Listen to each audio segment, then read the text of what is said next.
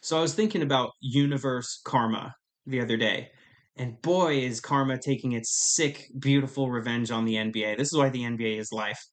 We got Kyrie, LA Lakers, Thibodeau's Knicks, Denver Nuggets, Miami Heat.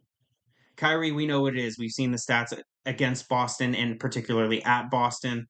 Kyrie stomps on Lucky's eye, rubs it with his shoe all passive aggressively, tells lies about how invested he is to stay there long term, clearly isn't willing to work through conflict in person with their players like he was calling guys out in press conferences. He was petulant and oppositional in all those years that he was growing up. And I can say that. I understand personally. I don't feel like I've grown up super fast either. But it's like, man, you got to consider if you're ever wrong rather than always just digging in like a tick and backing yourself into a corner till you say something foolish.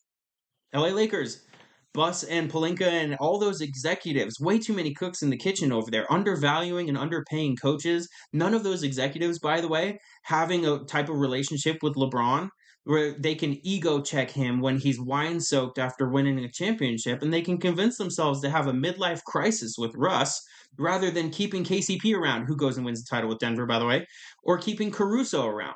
It's crazy. Thibodeau, not realizing, okay, I'm going to need like 6 to 7 legitimate players who are like in rhythm in order to make it out of the first and second rounds. And it keeps you healthy, by the way. Boston could have had an injury, and that would be a hell of an Eastern Conference Finals. And this Boston team, who still isn't shooting well in the finals, you don't know how the Eastern Conference Finals goes in MSG. Denver, this strange fixation, attention seeking, fame seeking relationship with the Lakers. I don't understand it. And if it didn't start with Malone, he damn sure kept it going. And it went to their fan base and it infected their players. Denver looked only great against the Lakers this year. I don't like their roster as much as last year. Speaking of letting guys go, Bruce Brown.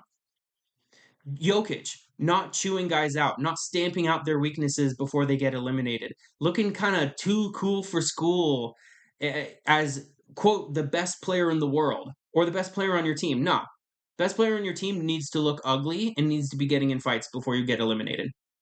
Miami refusing to take a risk and go all in, just telling themselves that they can do it, they can do it, while not actually taking any type of financial risk or risk on a guy. Again, Boston is not guaranteed to be healthy. They could have gone deeper this year.